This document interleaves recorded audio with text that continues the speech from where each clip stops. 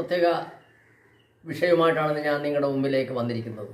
മതപരിവർത്തനം എന്ന ലേബൽ ഉപയോഗിച്ചുകൊണ്ട് ഇന്ന് സുവിശേഷകരെ ഉപദ്രവിച്ചുകൊണ്ടിരിക്കുന്ന ഒരു വലിയൊരു ജനക്കൂട്ടം ഇന്ന് വടക്കേ ഇന്ത്യയിൽ പ്രവർത്തിക്കുന്നു.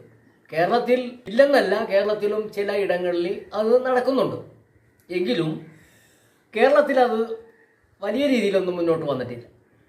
എന്നാൽ മറ്റു സംസ്ഥാനങ്ങളിൽ, ഇന്ത്യയിൽ തന്നെ മറ്റു സംസ്ഥാനങ്ങളിൽ വളരെ അധികമായിട്ട് സുവിശേഷകരെ, സത്യസുവിശേഷം പ്രസംഗിക്കുന്ന വിശ്വാസികളായിരിക്കുന്ന ദൈവദാസന്മാരെ കഠിനമായി ഉപദ്രവിച്ചുകൊണ്ടിരിക്കുകയാണ്. അവരുടെ പേരിൽ അനേക കേസുകളുണ്ടാക്കി ലോക്കപ്പിൽ അടയ്ക്കുന്നൊരു സമ്പ്രദായം വടക്കേ ഇന്ത്യയിൽ കൂടുതലായി കണ്ടുവരുന്നുണ്ട്. പ്രിയപ്പെട്ട സൗഹൃദന്മാരെ ഒന്ന് മനസ്സിലാക്കണം. സത്യത്തിൽ മതപരിവർത്തനം എന്താണെന്ന് ഈ കൂട്ടർ ഒന്ന് മനസ്സിലാക്കിയാൽ കൊള്ളാം.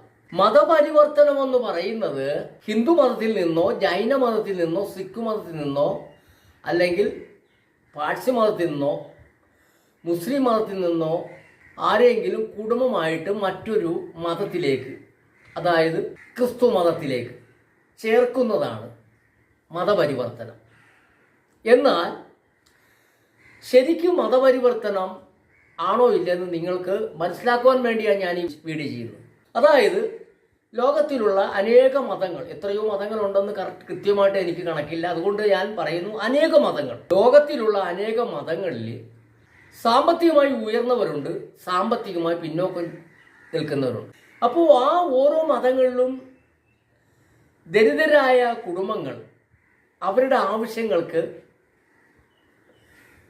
വരുമാനമില്ലാത്തത് കൊണ്ടും അവരുടെ ഓരോ വിഷയങ്ങളും നടക്കാതെ വരുന്നത് കൊണ്ടും അവർ ആ ബുദ്ധിമുട്ട് അനുഭവിച്ചുകൊണ്ട്, ഉദാഹരണത്തിന് മക്കളുടെ വിദ്യാഭ്യാസം ഏറ്റവും വലിയ വിഷയമാണല്ലോ. മക്കളുടെ വിദ്യാഭ്യാസം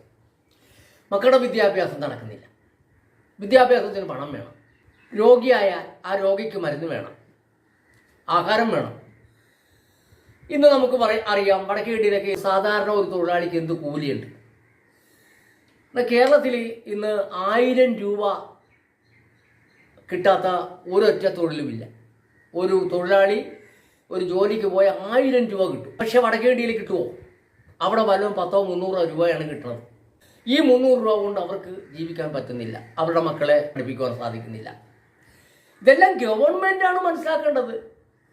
അവിടെ അതാത് സംസ്ഥാനങ്ങൾ ഭരിക്കുന്ന ഓരോ ഗവൺമെൻറ്റുകളുമാണ് ഇത് നോക്കേണ്ടത്. അവിടെ കിടക്കുന്ന കഷ്ടം അനുഭവിക്കുന്ന സാധാരണക്കാരായ ആ കുടുംബങ്ങൾ